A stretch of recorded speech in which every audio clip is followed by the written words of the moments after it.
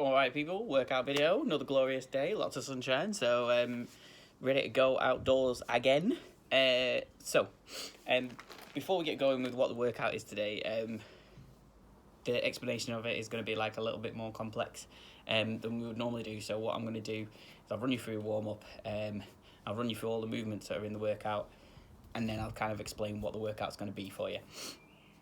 So to start with, I want you to do 2 minutes of bear crawl. Now this is a long time, so you're not going to try and go a million miles an hour. And all you're going to do is pick a space, like we have done before, and just go back and forth in that space.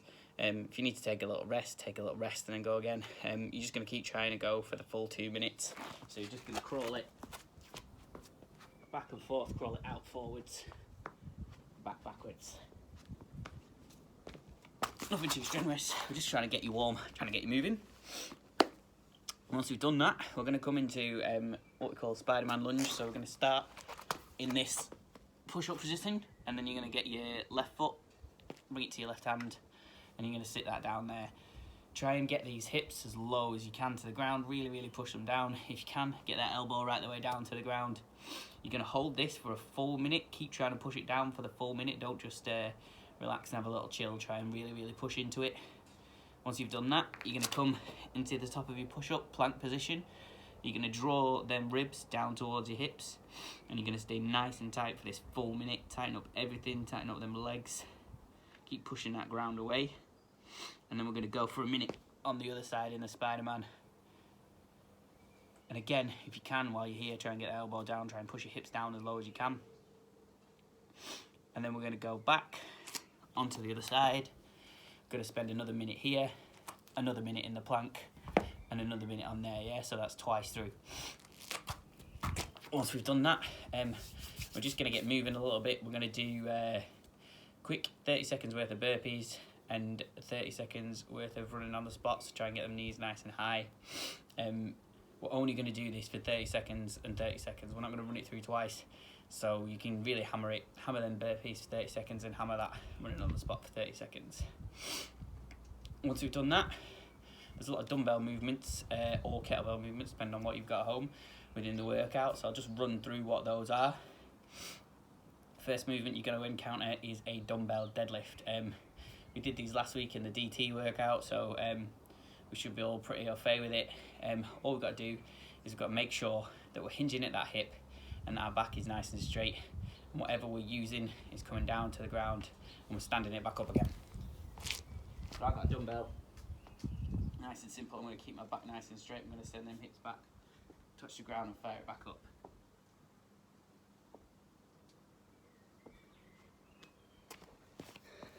Obviously you can alternate arms with that.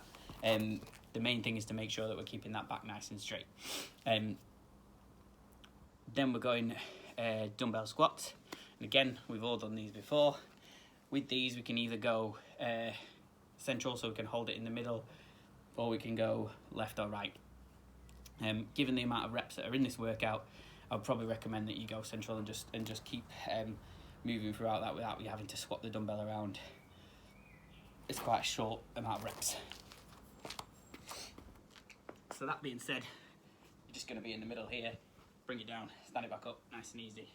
If you really want, you can go one side or the other.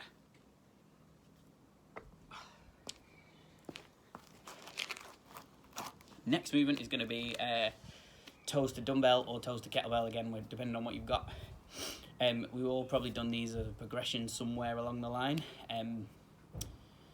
to our toes to bar, and again, that's kind of what we're trying to replicate. We haven't all got rigs at home, so that's what we're trying to do. Engage that midline. So I'll just demo these. Your dumbbell is going to be behind you. You're going to hold on to it and use it as a sort of anchor for you to then pull your feet up and hopefully kick that dumbbell out kettlebell.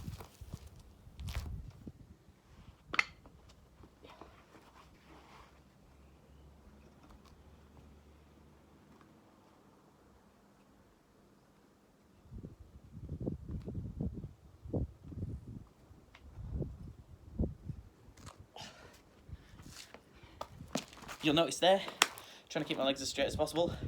That's what you want to do. Try not to sort of bend into it too much. You want to kind of like fold in the middle, as it were, and keep them legs nice and straight like we would do when we're doing a toaster bar. So that's your toaster dumbbell or kettlebell.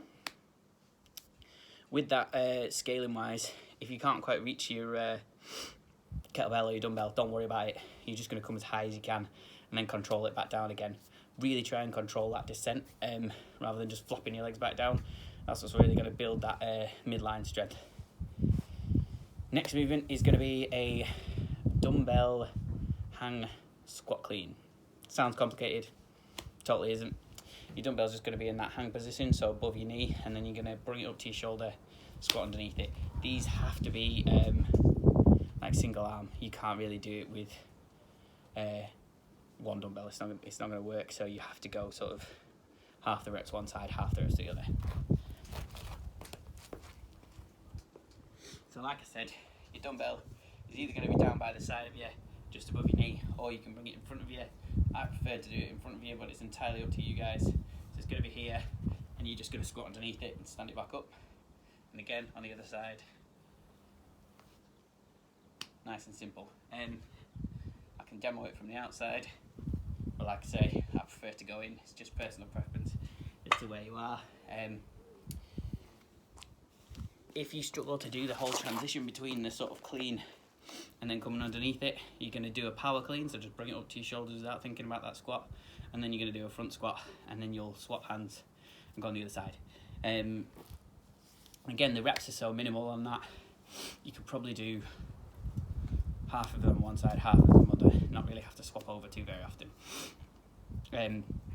Next movement's going to be a thruster. If you don't know what a thruster is, welcome, it's going to be horrendous.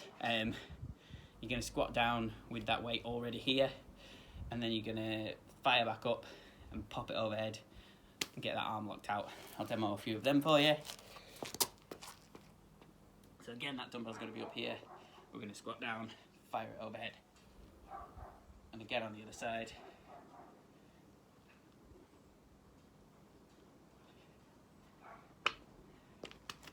With these, as with the other squats, make sure you're getting full depth, so as low as you can go while maintaining a nice high chest.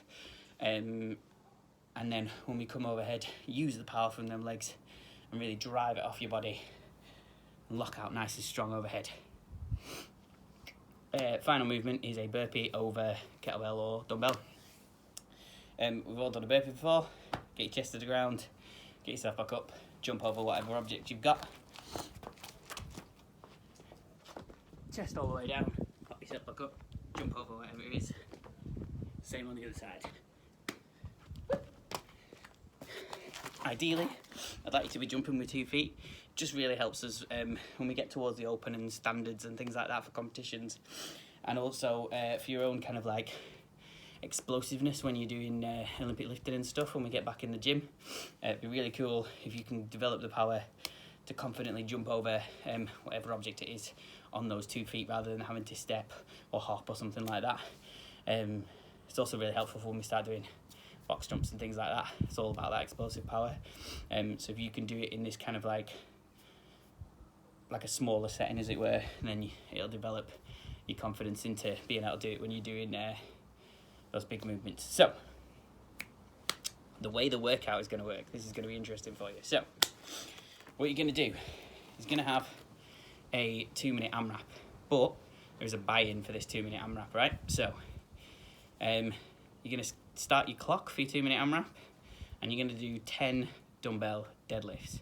So you're going to do 5 on one side, 5 on the other. The moment you've done that, for that round, those deadlifts, are just done. Yeah. You're then going to go into a 2-minute AMRAP after that. So you've already started your 2 minutes. You've done your little buy-in of your 10 deadlifts.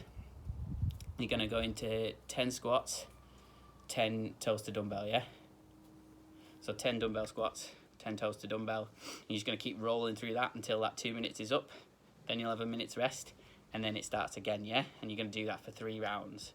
So every round you have to do the buy-in of the 10 deadlifts, but then after that, for the rest of that 2 minutes, it's the squats and the toes to dumbbell, yeah?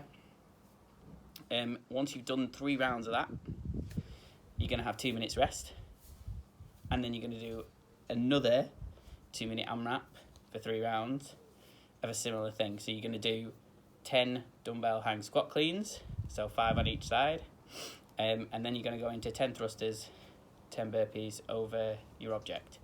And again, you're going to go through that 10-10 as many times as you can until that 2 minutes is up. And then you'll take a minute's rest, and then you have to start again.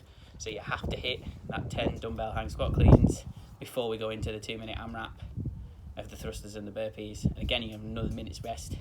Go again, so you're going to go for 3 rounds of that. And then, people, you're done. So it's basically sort of a 2 minute AMRAP for 3 rounds with a minute's rest in between. 2 minutes rest, and then the same thing again, but there's always a little buy-in at the beginning of every single AMRAP. I hope that makes sense. If you're struggling at any point with the workout description or anything like that, feel free to ask me, feel free to ask Chelsea, feel free to ask Jess or Oaks or Josh. They're probably going to know what's going on. They've seen the program. Enjoy, guys.